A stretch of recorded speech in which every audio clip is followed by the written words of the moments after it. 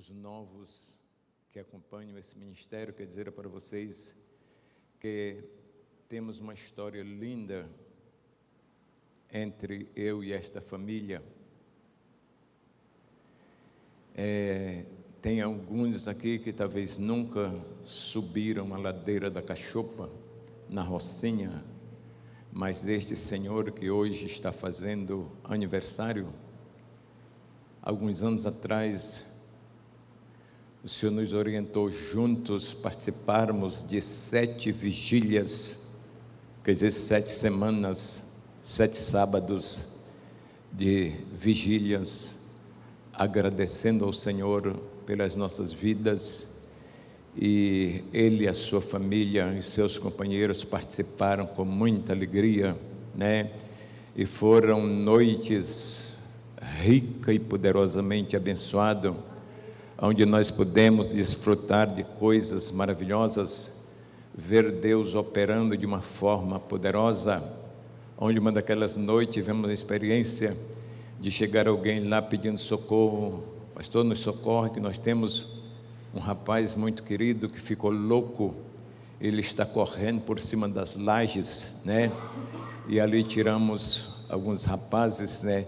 E mandamos ir atrás daquele rapaz e conseguiram amarrar ele em cima de uma laje e levaram para a igreja amarrado de cordas, e ali o Senhor o libertou.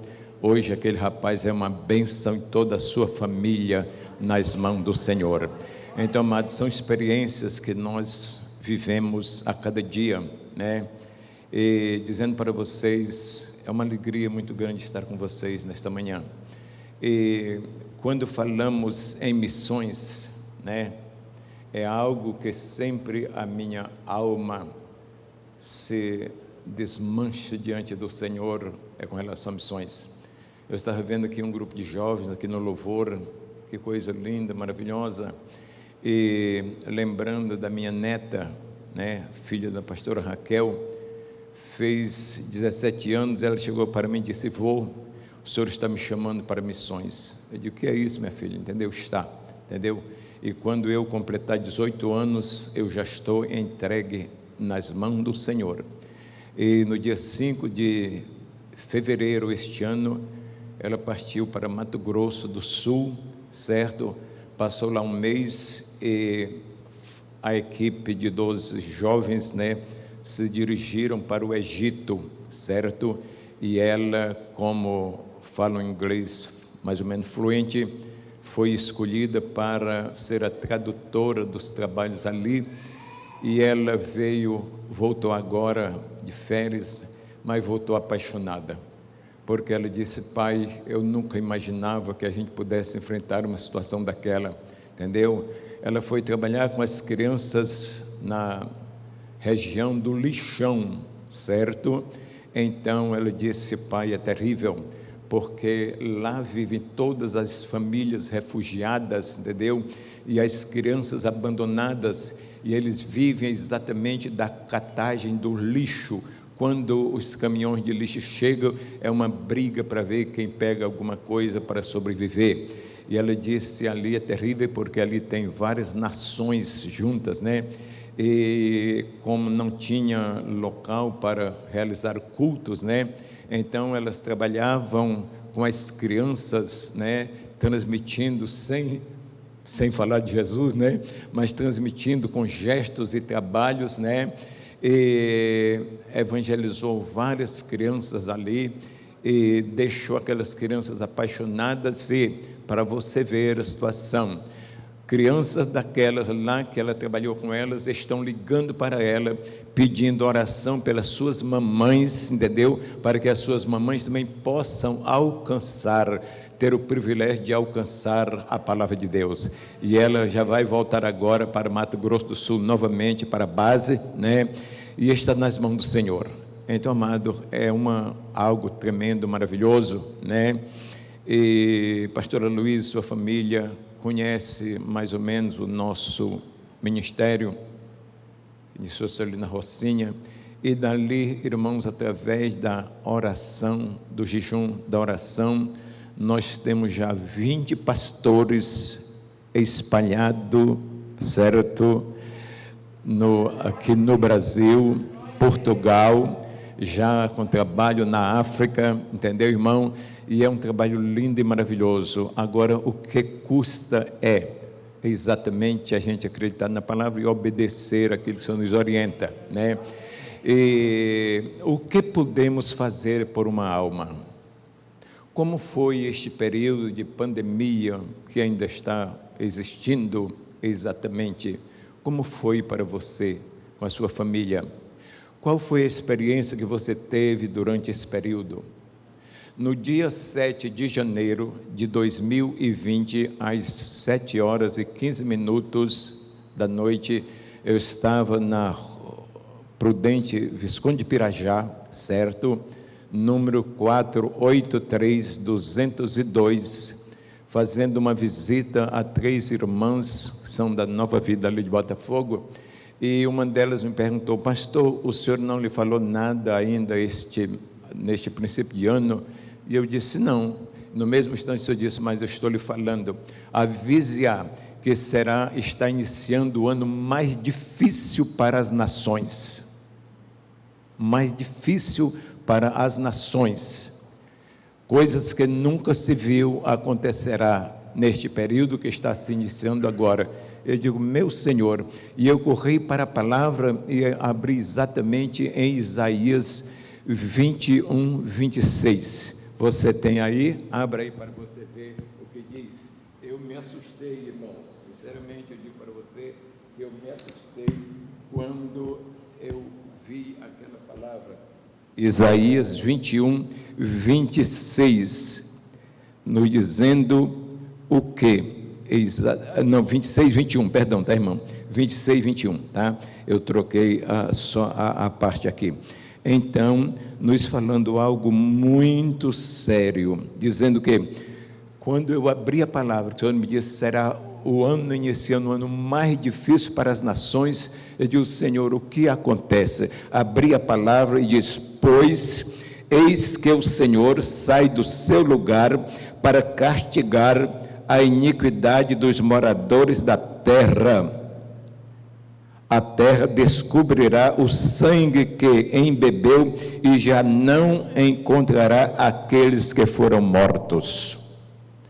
Irmãos, eu digo para vocês, naquele momento eu me assustei.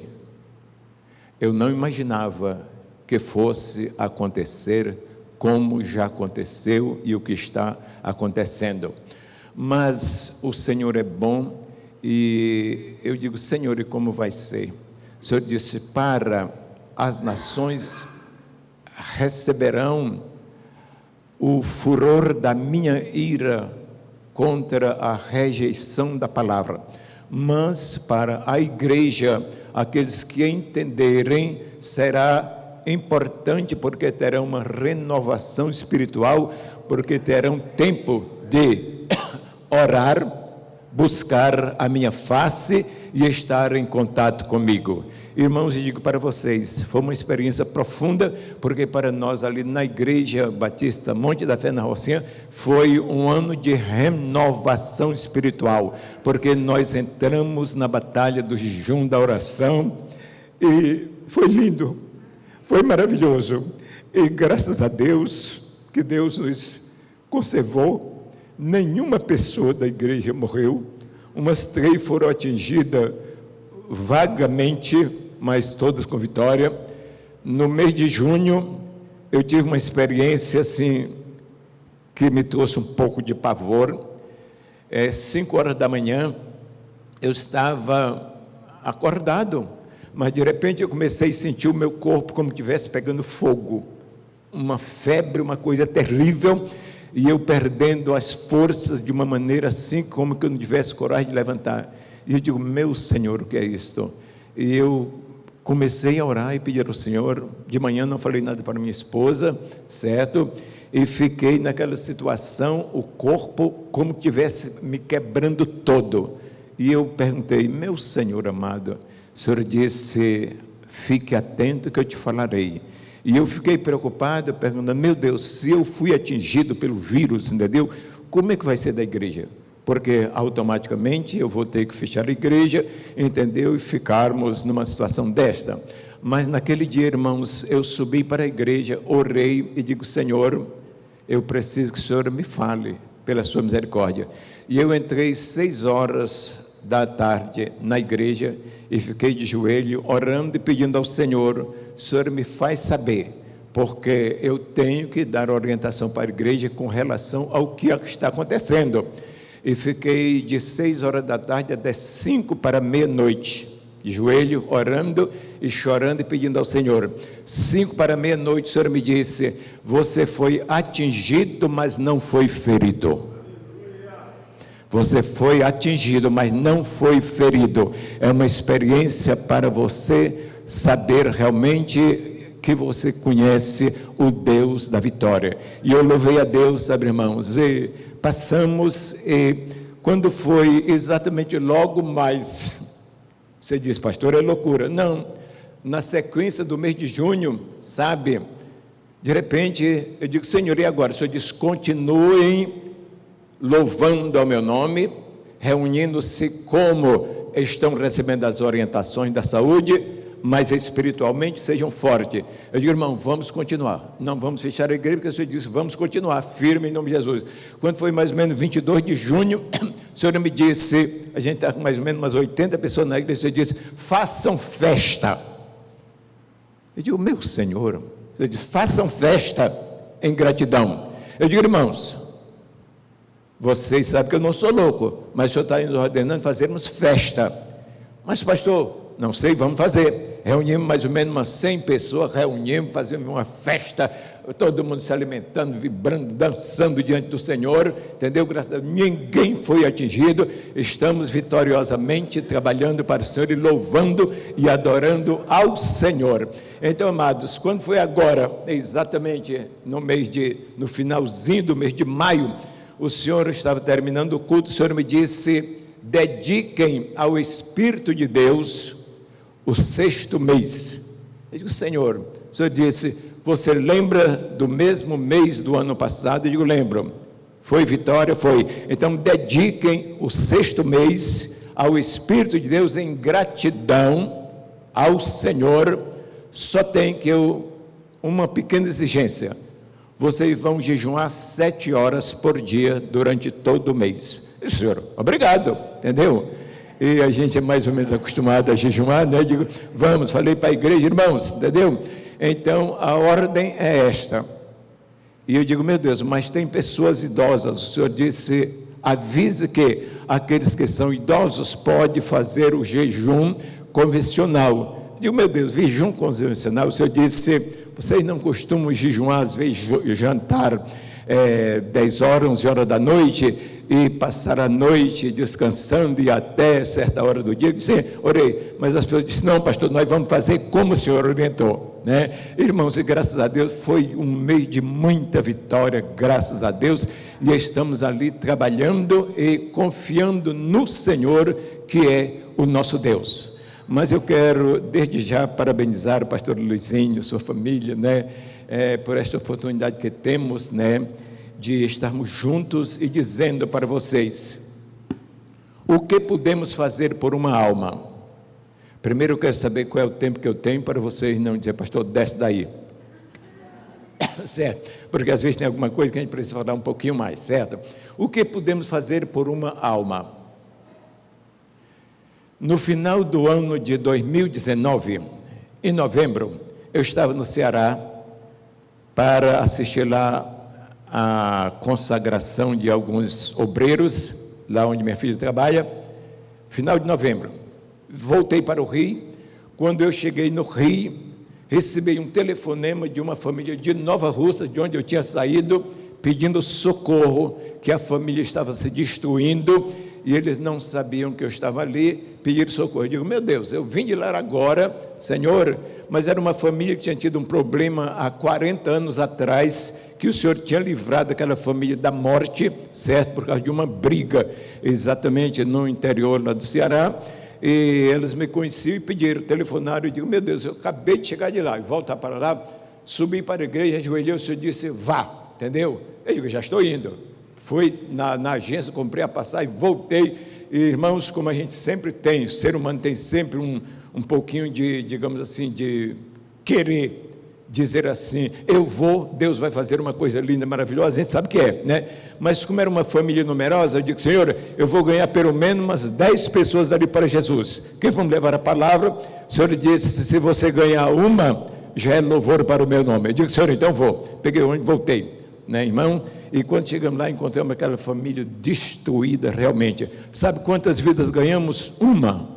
Para Jesus, ganhamos uma, mas está firme lá, exatamente servindo ao Senhor, e agora a família sendo evangelizada, exatamente, o programa é a obra do Senhor, é a obra do Senhor, né, irmão? Então nós louvamos a Deus. Agora, antes de ir para a palavra, vou dizer para vocês alguma coisa. Qual é a sua experiência? Como é que você, ou nós vemos, nós como igreja, porque a igreja não é este templo, a igreja sou eu e você, somos a igreja ambulante na terra.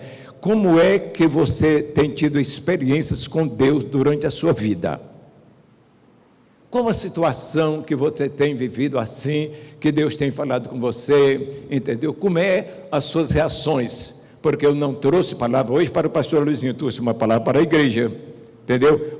Primeiro orei, pedi ao Senhor, me deu uma palavra mais direcionada à igreja. Porque, irmãos, aonde nós estivermos, você precisa saber, e você tem direção especializadas em ministrar a palavra, saber quem você é e como você pode ser uma bênção nas mãos do Senhor.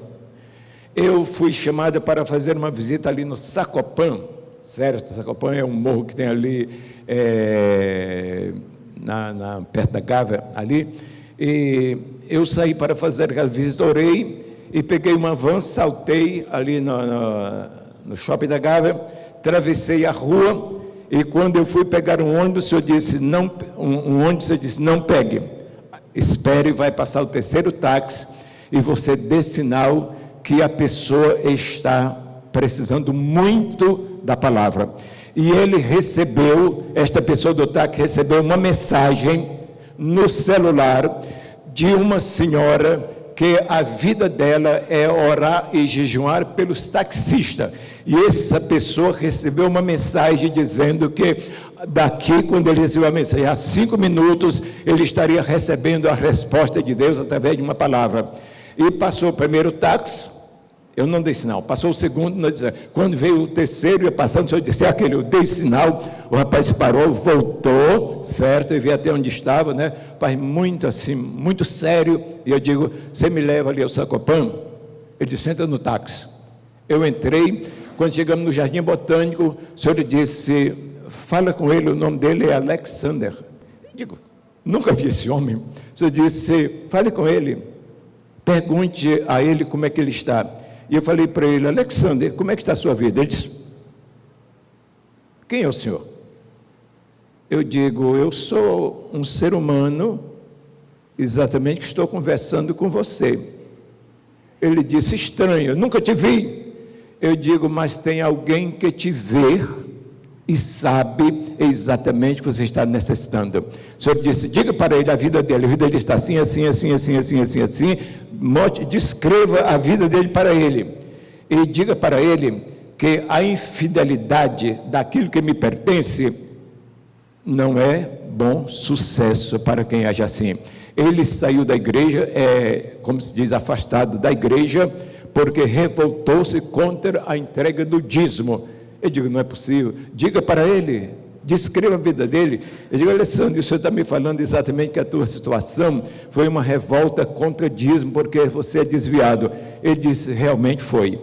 E o que vai acontecer? Ele disse, então vamos devagar, vamos conversando. E subimos a ladeira, quando chegamos, irmãos, exatamente na porta do prédio, do edifício onde a gente ia, ele disse, por favor, você me disse que eu tinha recebido uma mensagem, eu não te falei, mas deixa eu abrir o seu celular, e ele mostrou exatamente a mensagem no celular, a senhora dizendo, você é especial para Deus, e eu estou orando por você, e profetizo em nome de Jesus Cristo que daqui a 5 minutos você receberá uma palavra que vai te restaurar a vida. E ele chorando ali dentro do táxi, diga: por favor, só quero que o senhor ore por mim, e eu já estou me consertando diante de Deus, e quero dizer, talvez nunca mais te veja, mas uma coisa eu vou dizer: você foi corajoso por me entregar a palavra, certo?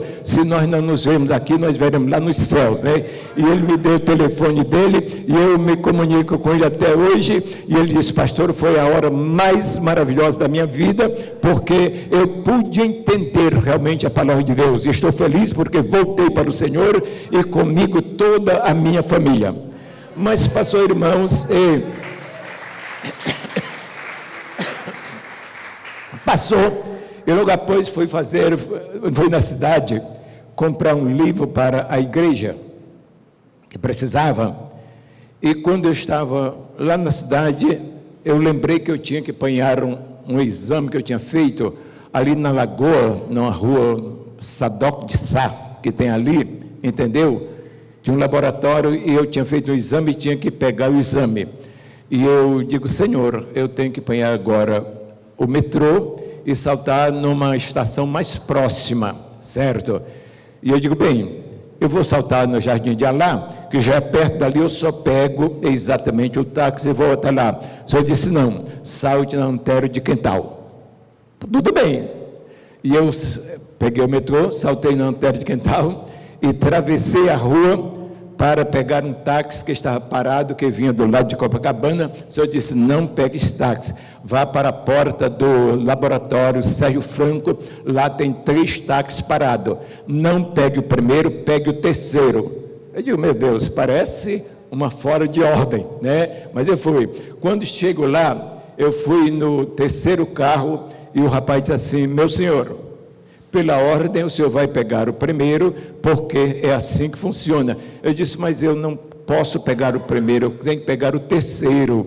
E ele disse: eu vou falar com eles ali. O rapaz disse: não, leva o senhor.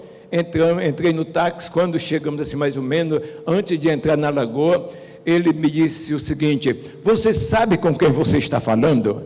Eu digo: não, eu sei que é um senhor muito educado, né? E por certo que Deus tem alguma coisa para você. Ele disse: não é história de Deus, não. Você sabe quem eu sou? Eu digo: não, eu nunca te vi, eu sei que seu nome é Jorge, né? Ele disse: espera aí, você disse que não me viu e me conhece. Eu digo: não te conheço, o senhor me disse que o seu nome é Jorge, né? Ele disse: então, para te confirmar, exatamente, o meu nome é Jorge, eu sou o mágico e bruxo da Xuxa. Eu digo: muito bem, este assunto me interessa. E ele disse: por quê? Eu digo: porque depois o senhor vai saber. Vamos pegar o exame. Aí depois lá pegou a coisa, o exame. Quando nós voltamos da Lagoa, deixei ele caladinho um pouco e disse: espera aí, o senhor disse que esse assunto te interessa, por que não me fala nada?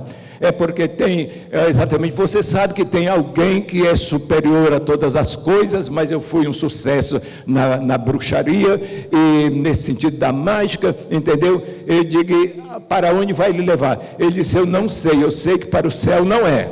Eu digo: tem certeza realmente, né? Aí ele disse: por que o senhor não se identifica? Eu digo: agora vou me identificar. Meu nome é Edmundo Veríssimo de Oliveira, sou pastor evangélico. Ele disse: só podia ser uma loucura desta.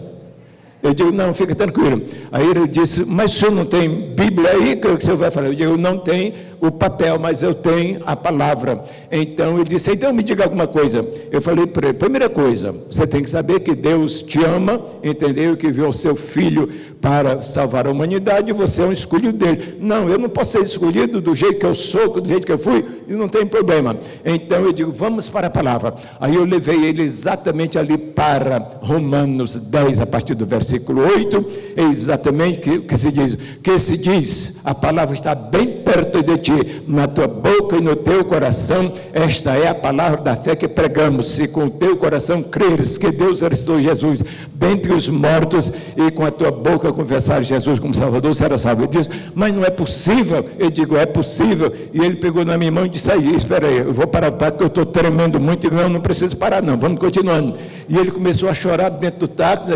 Eu digo, não precisa chorar muito que vai ter o resultado. Quando ele parou o táxi, ele disse, me diz o que é que eu preciso fazer. Eu preciso gritar que Jesus agora é meu Senhor. Ele disse, não precisa gritar, pode falar baixinho, exatamente. Ele disse, então pega na minha mão. Pegou na minha mão chorando, querendo gritar. Eu digo, não precisa chorar, entendeu? Ao lado do metrô do Antônio de Quintal.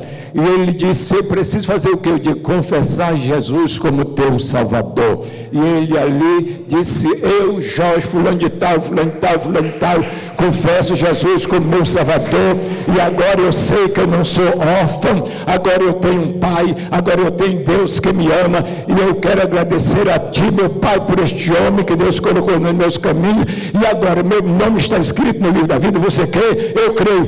Então olha, pastor Edmundo, eu agora sou teu irmão, e eu posso não te ver nunca mais aqui na terra, mas no céu eu vou te encontrar. Sabe, amor? Então, o que eu estou lhe falando? É a necessidade que Deus tem de você, da minha vida, de qualquer um de nós. Por quê? Porque é o Senhor. Agora, vamos um pouquinho para a palavra. Eu disse para vocês que eu não me demoro muito, não. Eu sou educado para falar. Mas, na última aparição de Jesus, depois da sua ressurreição, eu vou ler, não precisa você acompanhar. A seguir, Jesus lhe disse, são estas palavras que eu vos falei, estando ainda convosco. Importava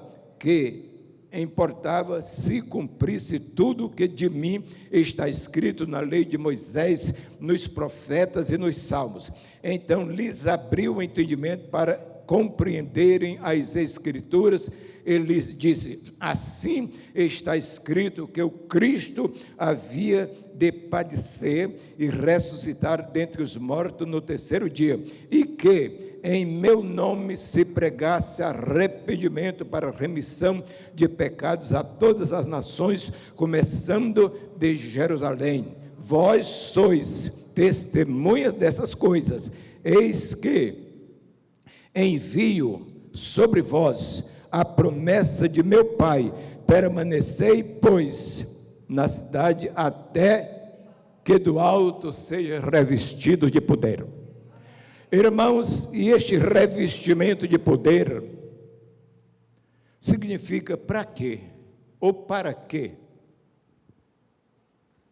É exatamente para vocês acompanham este casal lindo e maravilhosos, né? Que nestes anos todos tem sido bênção para esta comunidade e para as nações. Irmãos, o valor destas vidas que ministram para vocês a palavra é de um valor incomparável. Por quê? Porque Deus te escolheu dizendo para você que você é uma bênção. Uma bênção. Agora, vou trazer para vocês um pouco da palavra. Como eu disse, eu podia até dizer para vocês, deixa eu bajular um pouquinho meu amigo pastor Luizinho, mas não. Hoje não vou bajulá-lo, não, certo? Entendeu? Apesar que para mim é como filho, tenho muito amor, muito respeito por ele e sua família, mas digo para vocês o seguinte: onde não há esperança para o futuro, não há força para o presente. Todos os profetas profetizaram não vendo o que eles estavam profetizando. Eles estavam profetizando para o futuro. E este futuro chegou até nós. Eles profetizavam a respeito até da vinda do Messias, e o Messias veio, graças a Deus. E hoje nós temos conosco a presença do Messias prometido, certo? Exatamente através da presença do Espírito Santo de Deus, certo? Muito bem. Desculpe, a idade vai chegando, a gente já não lembra mais de tudo que a gente leu, não, tá? Então, às vezes, quando a gente escreve alguma coisa. A igreja, a igreja é um organismo vivo, reprodutivo, que tem raízes indestrutíveis, vê o visível através do invisível, aguardando ou haja acontecer. Por que ver o visível no invisível? Você olhando para Hebreus 11:1, o que te diz? A fé é o firme fundamento das coisas que se esperam e a convicção de fatos que não se veem. Então é você ver o visível através do invisível, porque é exatamente através da fé que nós vivemos. E louvamos a Deus, porque este assunto de missões, relatado hoje aqui, simplesmente desmancha o meu coração por sede de mais uma alma para Jesus. Eu vejo a igreja como uma equipe que vibra pela diversidade enquanto trabalha pela unidade. Eu vejo a igreja como uma equipe que vibra com a diversidade enquanto trabalha pela unidade. Pastor, diversidade, vocês observam, olha que coisa linda, esta moça que veio aqui, gesticulando, representando a virtude do Espírito de Deus nos louvores que estava sendo oferecido ao Senhor. Olha a diversidade aqui, esta juventude aqui, louvando, tocando instrumentos, porque Deus lhe deu uma mente sadia, e exatamente a inteligência para louvarem ao Senhor desta maneira. Estes aqui, trabalhando em outra área, né? Então, amados, Deus é maravilhoso, e a diversidade é isso. Então, nós trabalhamos juntos, e agora, imagine, se cada um de nós, ou de vocês chegasse aqui, pastor Luiz, hoje quem vai tocar não é o Miguel, é fulano.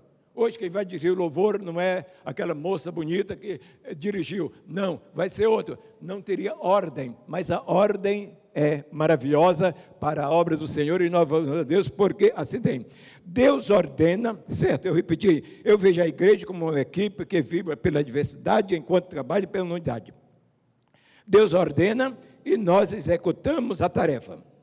Agora, como eu estou falando para vocês, não estranhe que eu não vim para exortar a igreja, não, simplesmente estou mostrando o que acontece, porque acontece no meu ministério, pode acontecer no ministério de qualquer um. O que acontece muitas vezes nos nossos ministérios é a falta de homens comprometidos com um ponto que é muito importante para não perdermos a esperança do futuro, é um requisito chamado oração. Chamado oração. Este requisito na vida de uma igreja realiza coisas gloriosas. Por quê? Porque a oração tem este valor. Eu posso, certo? Isso não é uma contradição do que eu já falei, não, é mostrando exatamente. Eu posso conhecer bem o desenvolvimento da tecnologia em comunicação, mas eu preciso ter em mãos um aparelho que me permita ouvir alguém à distância. Eu posso conhecer tudo isso que eu estou falando, mas eu não posso estar lá, digamos, no deserto, sem um aparelho de comunicação e falar com o pastor Luiz aqui.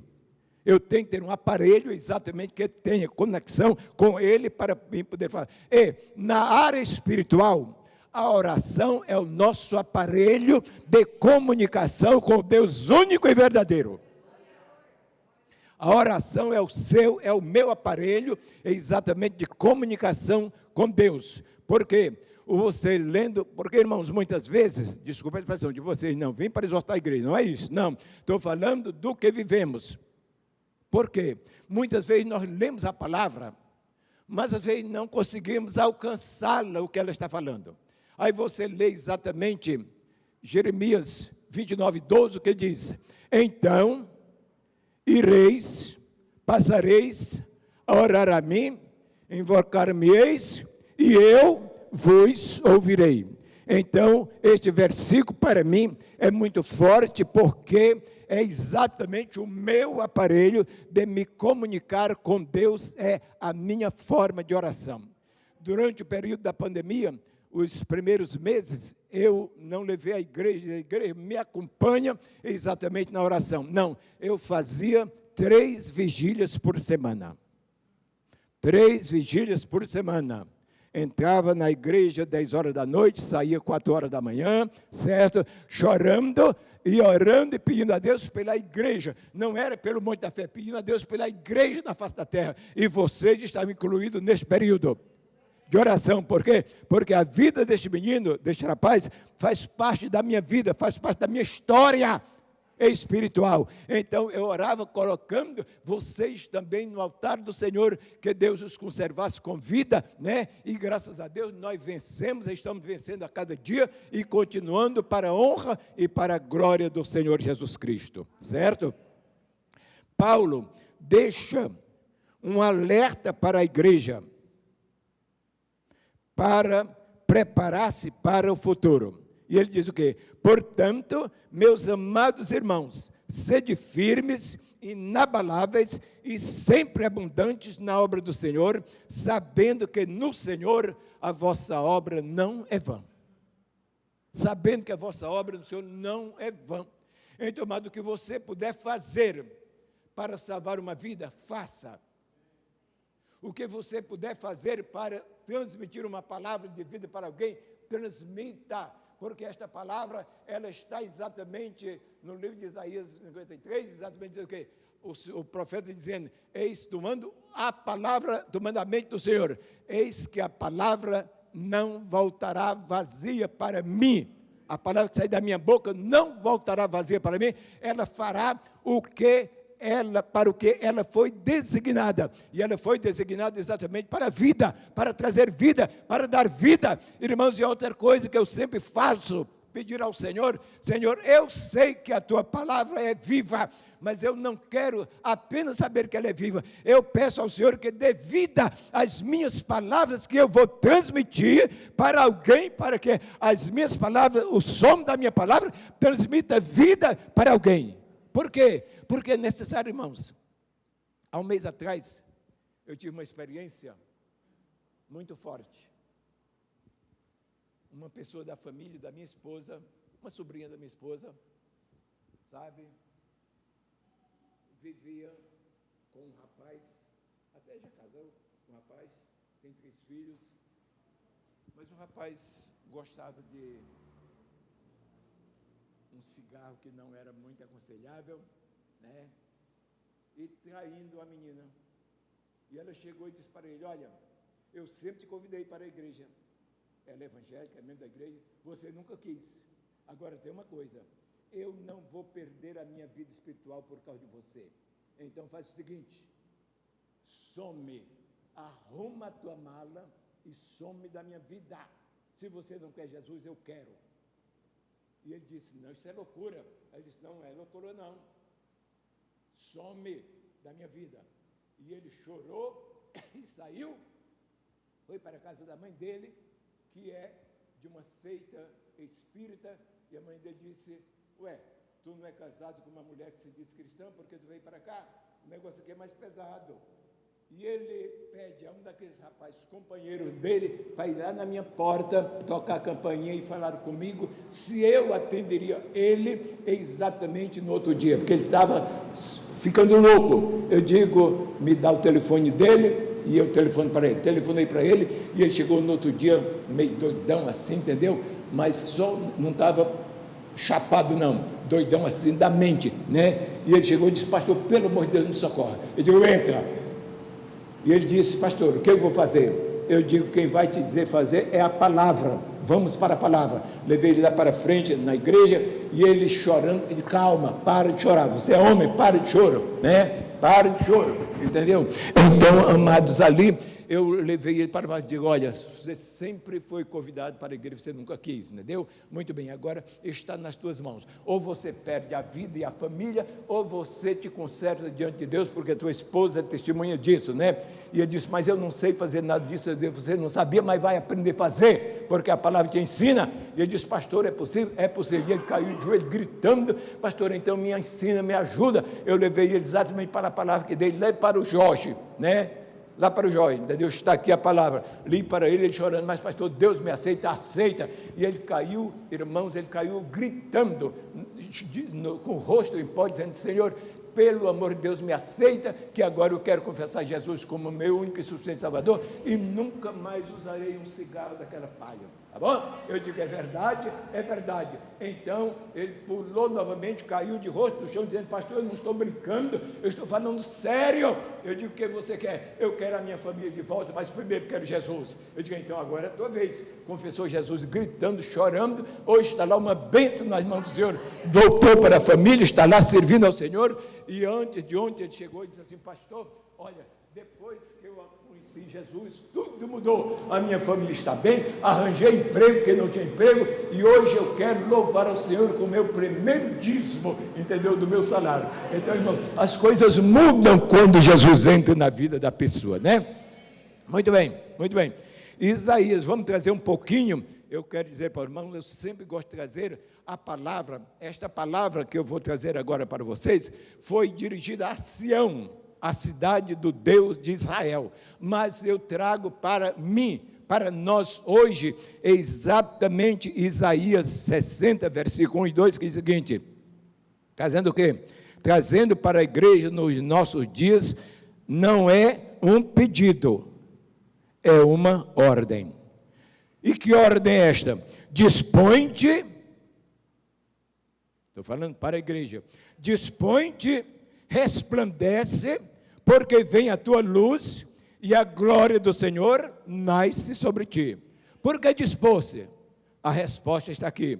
Porque eis que as trevas cobrem a terra, e a escuridão os povos, mas sobre ti aparece resplandente o Senhor, e a sua glória se vê sobre ti. Então, amados, é uma necessidade, na época em que estamos vivendo, é a hora mais oportuna que nós temos exatamente de resplandecer diante de Deus, porque você é uma bênção, a igreja do Senhor, a igreja ambulante, é uma bênção nas mãos do Senhor. Então, resplandecer depende de cada um de nós. Depende de cada um de nós, não é apenas do seu pastor, não é apenas da família do seu pastor, não, depende de você, que faz parte desta equipe, que vibra com a adversidade, mas viva exatamente a necessidade. Por quê? Irmãos, qual é o necessário? O que é necessário?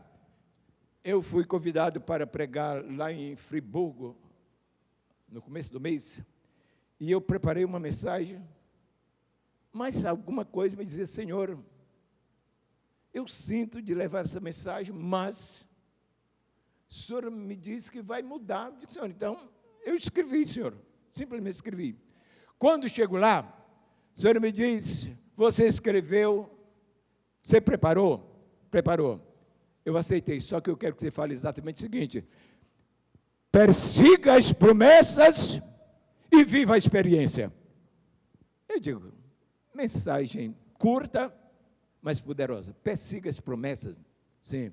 Eu digo, olha, irmãos, o Senhor está nos dando uma mensagem aqui muito interessante, dizendo para a igreja o quê?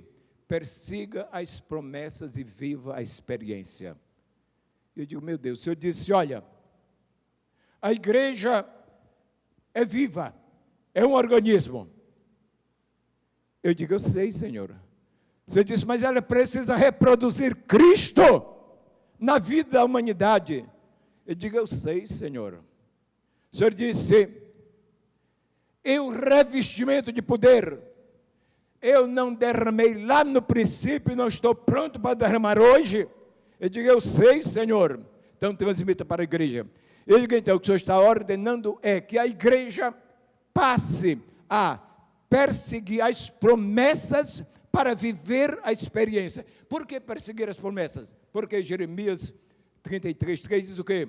Clama a mim, respondeste-ei e anunciaste-ei coisas grandes e ocultas que não sabes. Quem sabe fazer alguma coisa aqui?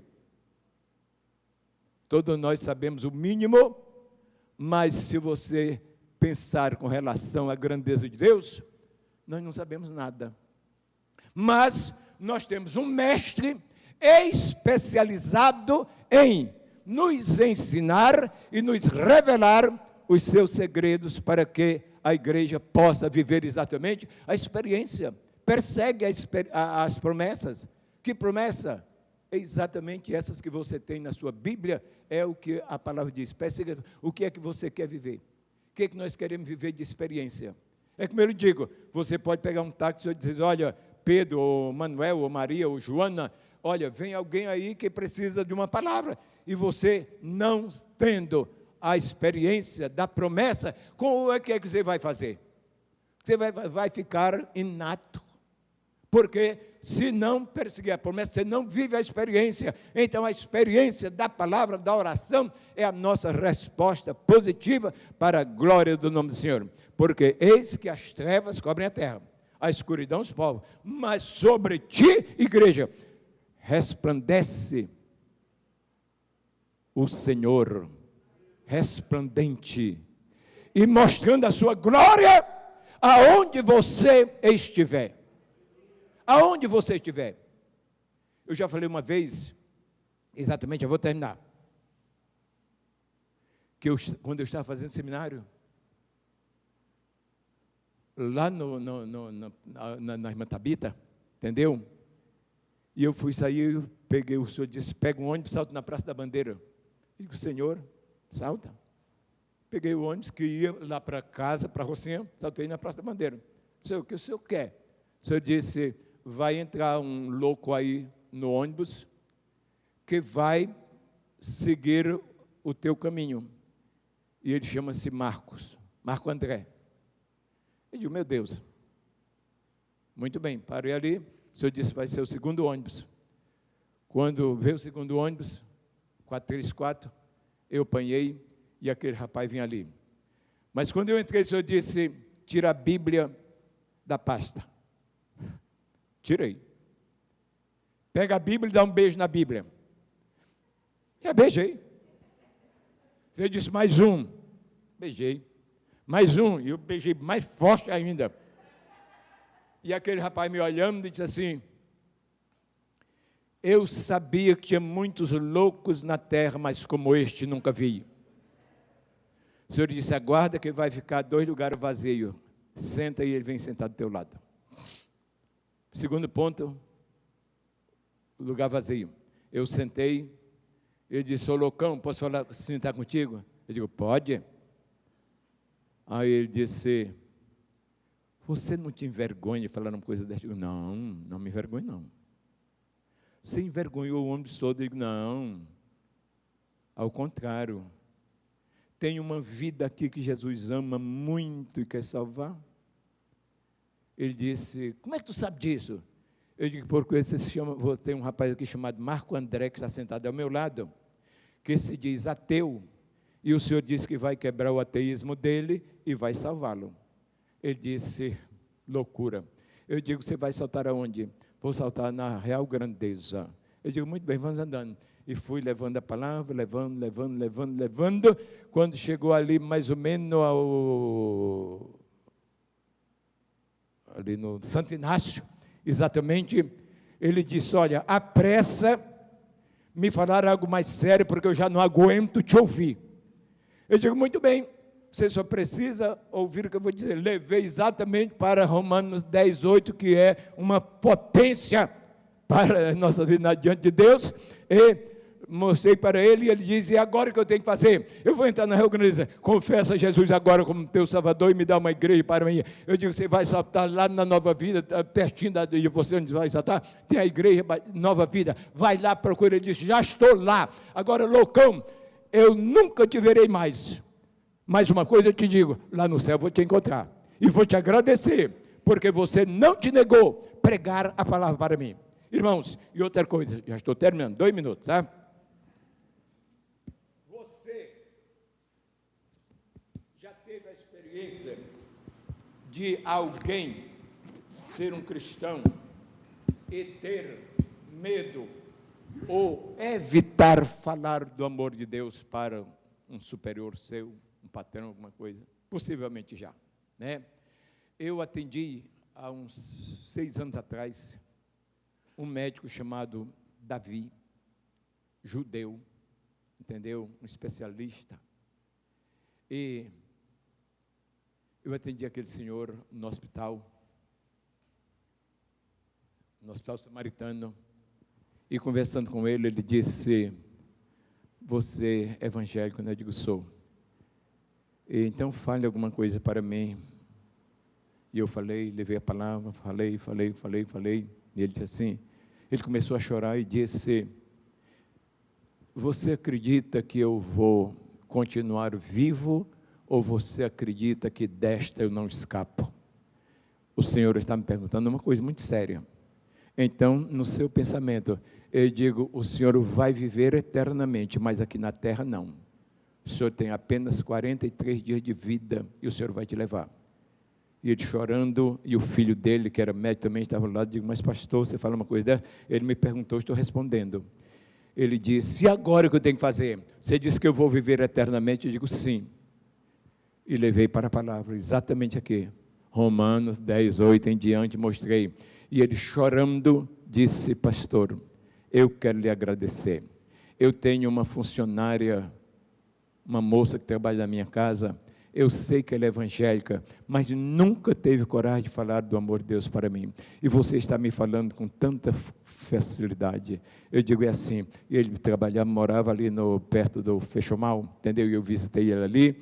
Depois, a última visita que eu fiz, visitei ele e disse: pastor, eu estou indo para o hospital e, por certo, estou com 40 dias. O senhor me disse 47, então ainda tem 7 dias aqui na terra. Eu digo: sim, senhor. Ele fui visitar ele lá no hospital, e ele sentado numa cadeira disse: pastor, me dê a sua mão. Eu dei a mão a ele e orei com ele, e ele disse: pastor, agora eu vou para a glória. 2 dias depois partiu e foi para o céu. Então, irmãos, o que é uma vida?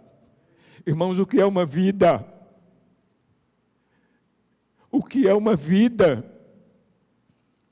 Você tem uma Bíblia aí, rapidamente, abra em Judas, versículo 21, 22, 23. Judas é só um capítulo, né? Só para você ver o que diz.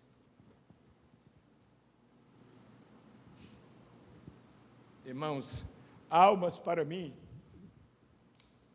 é um tesouro quando ela é ganha para Jesus. Aleluia. Eu vou ler para você, não precisa nem você guardar. Judas, versículo 21. Guardai-vos no amor de Deus, esperando a misericórdia de nosso Senhor Jesus Cristo para a vida eterna. 22. E compadecei-vos de alguns que estão na dúvida. Salvai-os, arrebatando-os do fogo. É sério, irmãos. É muito sério. Muito sério. E tudo que você e eu ou nós podemos fazer por uma vida, faça. É menos uma que o adversário ia levar. Você foi um instrumento de Deus para salvá-la. Tá, irmãos? Eu louvo a Deus pela sua vida, pelas nossas vidas, mas agora eu gostaria de fazer um convite. Pastor Luizinho, sua esposa, e os seus descendentes que estiverem presentes, venham até aqui à frente, por favor. Eu quero convidar os pastores, diáconos, diaconisas, que estiveram na igreja, por favor, venham até aqui, nós vamos ministrar mais uma benção para esta família, em nome de Jesus. Aleluia. Quantos estão aqui da família Genro?